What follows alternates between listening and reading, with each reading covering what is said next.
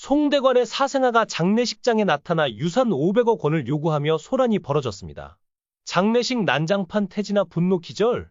트로트의 4대 천왕 중 한 명인 현철이 떠난 지 얼마나 됐다고 또 다른 거장의 부고 소식이 전해졌습니다. 오늘 아침 송대관이 세상을 떠났다는 소식이 들려왔습니다. 평소 지병이 있어 3차례의 수술을 받았으나 상태가 호전되지 않았고 오랜 투병 끝에 결국 사망했습니다. 송대관의 장례식장은 마지막 이별의 슬픔이 가득한 곳이었습니다. 수많은 팬들과 지인들이 고인의 명복을 빌기 위해 모여들었고 조문객들 사이에선 그가 남긴 음악과 추억을 떠올리며 눈물 짓는 사람들로 가득 찼죠. 그런데 한순간 장례식장은 충격적인 사건으로 인해 말 그대로 아수라장이 되고 말았습니다. 그 누구도 예상하지 못한 상황이 벌어진 것입니다. 그런데 무슨 일이 일어났나요? 그 이유를 알아보려면 끝까지 들어보세요. 굴곡진 인생을 살아온 송대관이기에 마지막 순간까지도 힘든 시간을 보내지 않았을까 안타까움이 커지고 있습니다. 송대관은 1946년 전라북도 정읍에서 태어났습니다.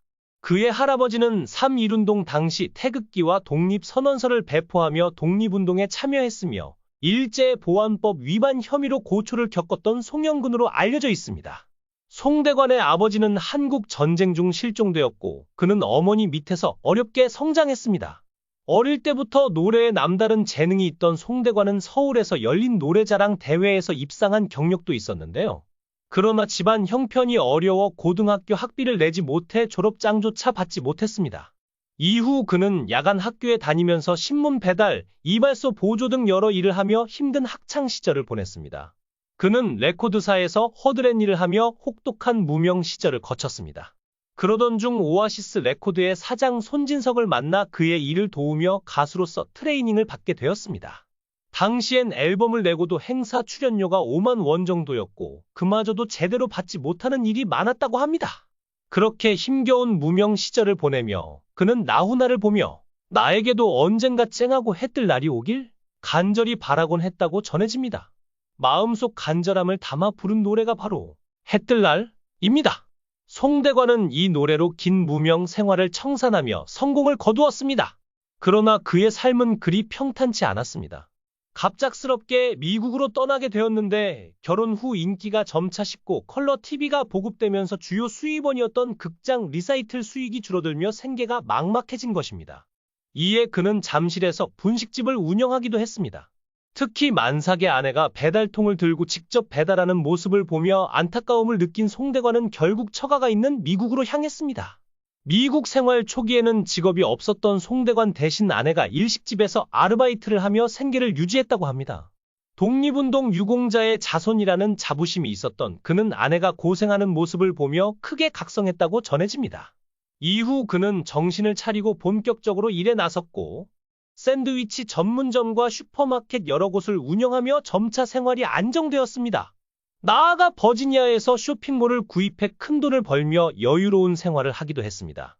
그러나 생활이 안정되자 이유 없이 몸이 쇠약해지며 병원에서 향수병 진단을 받게 되었고 결국 그는 한국으로 다시 돌아왔습니다. 송대관의 아내가 부동산 사업 실패로 무려 280억 원에 달하는 빚을 지게 되면서 큰 위기가 찾아왔습니다.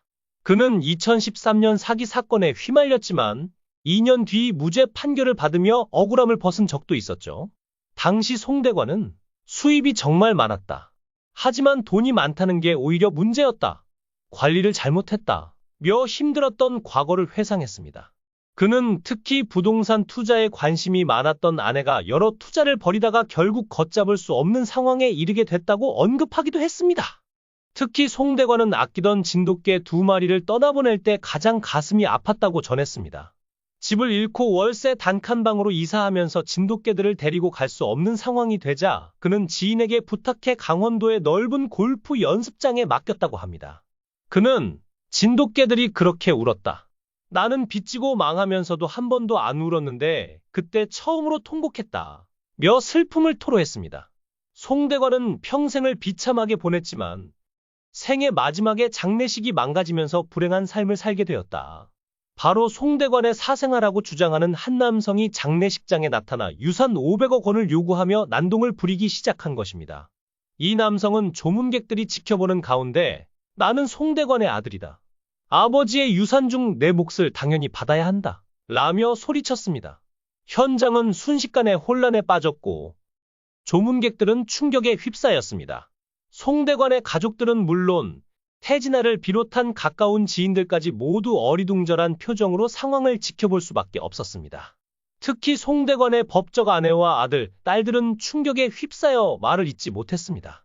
이 남성은 끝까지 자신이 송대관의 숨겨진 아들이라고 주장하며 유산 분할을 요구했습니다. 진아는 이 충격적인 상황에 정신을 잃고 그대로 쓰러졌습니다. 가족과 지인들이 그녀를 부축해 응급조치를 취했지만 이미 그녀의 얼굴은 창백해져 있었습니다.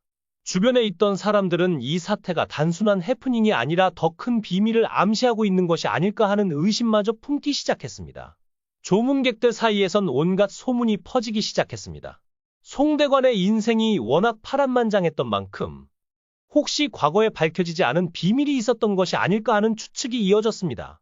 송대관은 한때 미국에서 생활하며 다양한 사업을 운영했었고 그곳에서의 생활에 대해서는 알려진 바가 많지 않았습니다. 이 때문에 일부 사람들은 미국에서 살던 시절에 무슨 일이 있었던 것 같다 라며 여러 가지 억측을 쏟아내기도 했습니다. 그러나 송대관의 가족들은 강하게 부인했습니다. 고인의 명예를 훼손하려는 행위에 법적 대응을 하겠다 라고 밝혔습니다.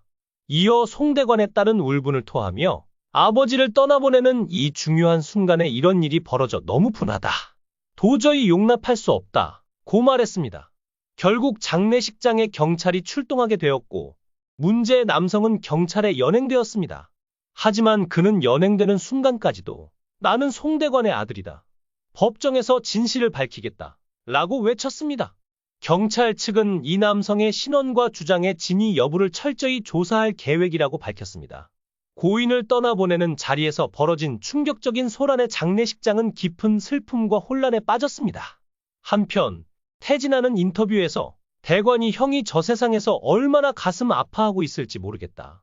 이런 일이 벌어질 줄은 상상도 못했다. 며 깊은 안타까움을 드러냈습니다. 송대관의 음악을 사랑했던 팬들은 이런 일이 고인의 명예를 훼손해서는 안 된다. 며 공분하고 있습니다. 한편은 송대관 선생님은 우리에게 위로와 희망을 주신 분이다. 마지막 길만큼은 편안하게 보내드려야 한다. 라고 눈물을 흘리며 말했습니다. 과연 이 사건의 진실은 무엇일까요? 송대관의 숨겨진 가족이라는 남성의 주장은 사실일까요? 아니면 단순한 소동에 불과한 것일까요? 경찰 조사가 시작됨에 따라 곧 그 진상이 밝혀질 것으로 보입니다. 이 충격적인 사건으로 고인을 향한 추모의 마음마저 혼란에 빠진 지금 모두가 진실과 정의가 밝혀지기를 기다리고 있습니다. 이 영상이 재미있으셨다면 댓글을 남겨주세요. 최신 정보를 놓치지 않으려면 좋아요와 구독 잊지 마세요. 영상을 시청해 주셔서 감사드리며 송대관 가족들에게 기도해 주시고 송대관이 빨리 풀려나기를 기원합니다.